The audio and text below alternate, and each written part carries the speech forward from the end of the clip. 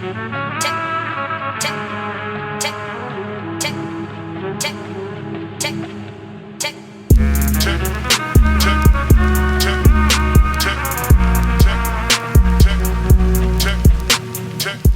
going on YouTube? It is me, Vanglorious, and welcome back to another video. So we're in the garage because I'm going to be installing something today. You can see in the bottom, it's the AMS cold air intakes for the Z. Excuse me for seeming like I'm probably tired. I have had a long week. It's been a very long week, but everything is good. Your boy's good. Take some time out. Was gonna go to Impact today, but it's like an hour-and-a-half drive, and then, you know, there's my time there filming, and then it's an hour-and-a-half back, and then it's editing to try and get a video out in an appropriate time. I just don't have the energy for it. It sucks because I paid for a general admissions ticket, and you know, I'm not going. But it's not bad, it wasn't too expensive at all. So it was actually quite cheap, so that's all right. I'd rather stay home and get this installed done so I don't have to do it on a Sunday. So good way to spend a Saturday and have an extra day to just kind of mac out. So anyway, we are gonna be installing this today, and it shouldn't be too bad. You know, with some YouTube magic, it'll probably take so much less time than what it'll actually take you in real life. I'm expecting this to take probably anywhere from like an hour to an hour and a half, just because I'm gonna be running through it, make sure I don't break anything or make sure I do it correctly. It is fairly simple. AMS, they have instructions on their website, so you don't physically get a manual or anything, but you can go to the website and they give you play-by-play instructions on how to get this done. So I will be consulting some of that, and then just in the meantime, I guess you can just hang out, watch me do this install. All right, so let's see what's in the box. Move this over this way. All right, it's packaged nicely. Looks pretty good. So you got your intakes right here, some of your pipings where your mass airflow sensor will go, and obviously you get one on each side. Your silicone piping, your hardware is in here, bracketry, and that's it. All right, so let's hop into it. Let's get this done.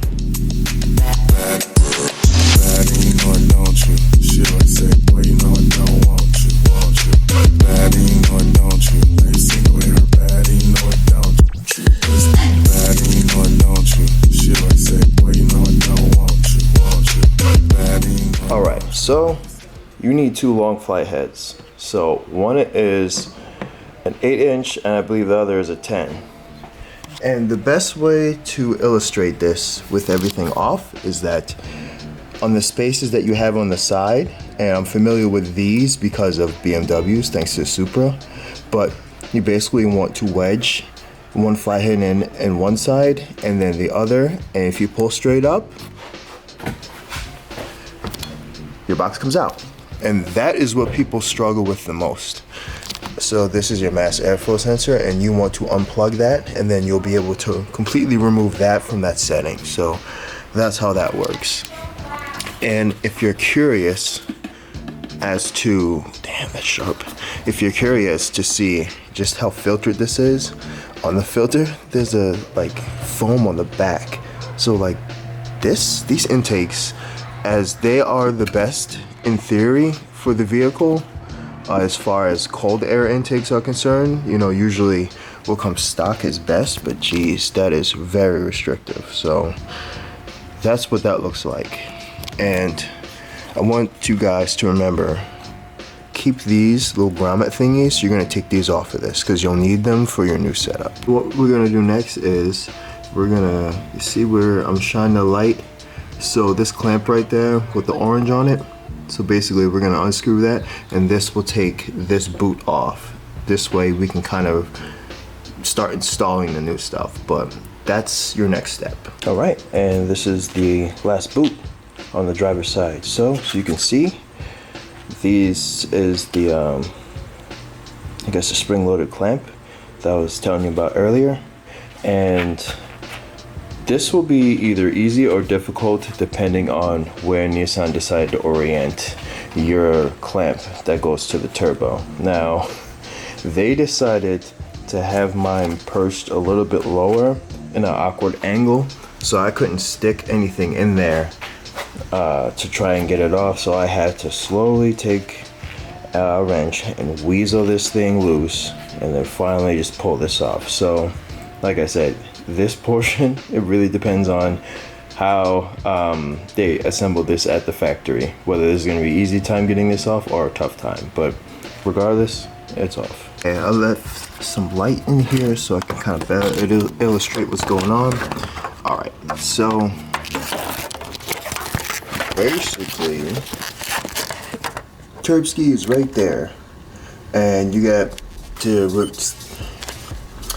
repeat the same thing that you did on the other side. So this is the passenger side.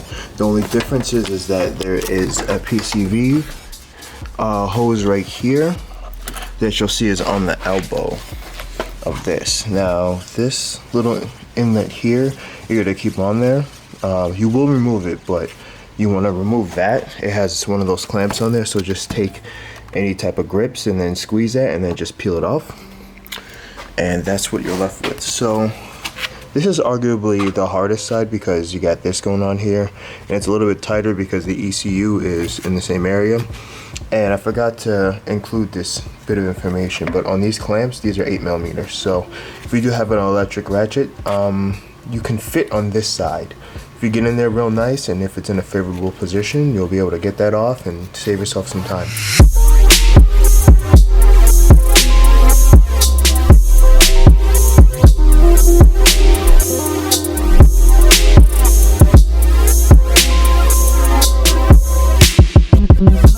Right, you want to be taking out the grommets from these sections. So as you can see, there's two on each side, and then you're gonna use a Phillips and start taking out the mass airflow sensor. I'm going to loosen up this one so I can better illustrate how it works. You just pull it out. That's it. So that's a mass airflow sensor. Just try and be gentle with it. That's really it. Outside of that, get the other one out, put it in your new housing, which I'll show you in a second, and that's really all there is to it. Alright, so you want to have this assembled like such. This is the passenger side because there's the PCV valve on it. So look, just look at it. You want this to face exactly like this, and that to face exactly like this. This is going to make your life a lot easier, whether you're going back to stock or just reaching it to tighten it and put it on. It's going to make your life easier, so take notes.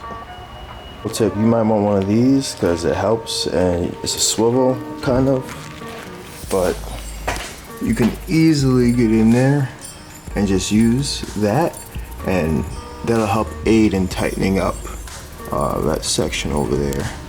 If I could just get a good look at it, yeah, that thing right there, get that tight, and the one underneath it too, this one right here, got that tight. So I told you I would show you the way. So this is what it physically looks like. This is how you have to bolt it up. Now, without dropping it, this would be the front side, or yeah, that's your front side, and the back side. The back side is where the connector normally goes and lines up, right?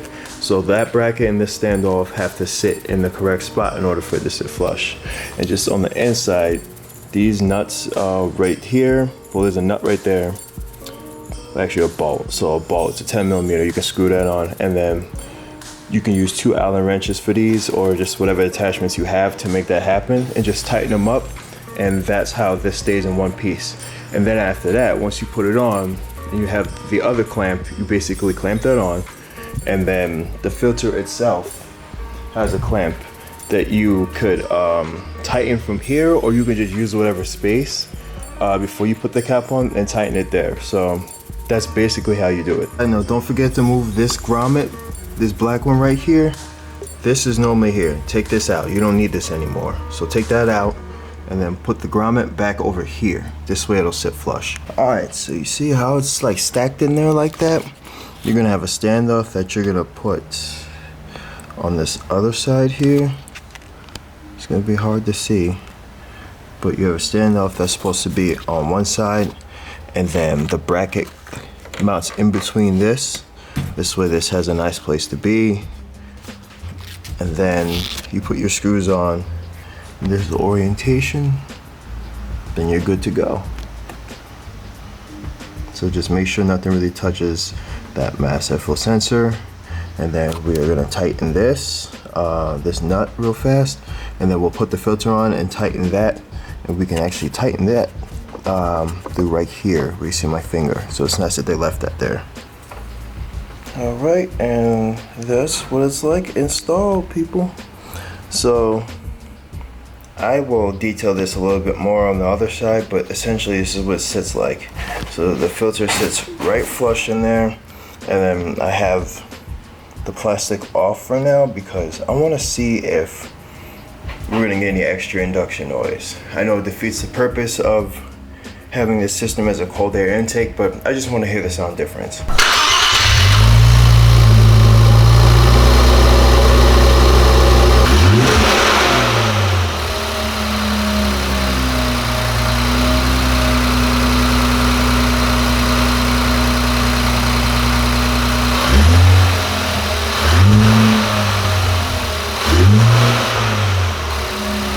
What's up, y'all? So it's day 2. So today I wanted to give you guys some clips of what it sounds like. Now I've been driving it since yesterday with the plastic covers off of the top of the intakes. It's probably not optimal because then it would be a hot air intake because there's still hot air making its way there even though it's boxed in. But the sound that you get is tremendous. Like, it's great. It's exactly what this car was missing. I almost fear that if we put these plastic covers on, it's gonna muffle the sound and I'm not gonna hear anything. And that's what, you know, I've been getting from the general VR30 crowd, is that, okay, well, like, intakes don't, you know, create any other sound. So it'll be my first time putting the covers on and driving with it, but here's some clips of what it sounds like without the plastic covers on it, aka hot air intake. Yeah, it's definitely one of those things where you hear from the outside all day. All right, so I put on the covers, so hopefully we get the same amount of induction noise. Let's just cross our fingers. That would be fantastic. But yeah, that's how they sit in there. They're pretty nice. Really nice packaging. Awesome product.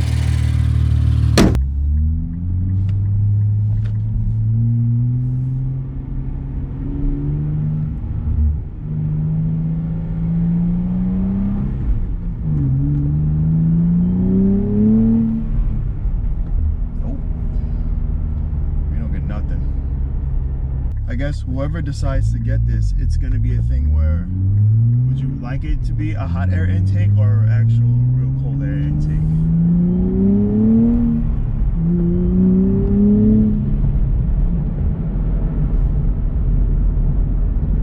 Yeah, because like there's just no noise.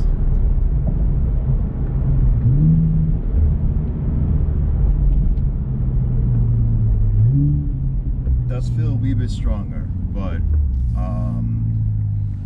that was the compromise. So if you really would like to gain, definitely just keep the covers on.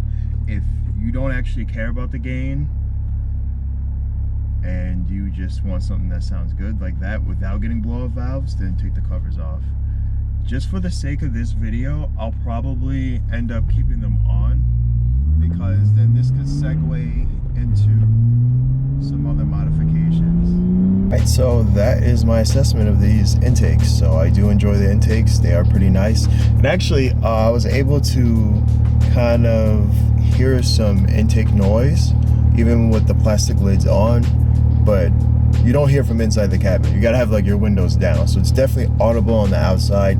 Fortunately, I don't have a second set of hands. I really don't feel like leaving this camera someplace to do a flyby and coming back around and it's disappeared. So at some point I'll get you guys some like sound clips of that, but that's what I got today. Thanks for tuning in. Hopefully you guys like the video and hopefully you pick up a set of AMS intakes. So that is going to be it for now, and who knows, maybe you'll see another cool mod show up relatively soon. So I'll catch you guys in the next one. Take care.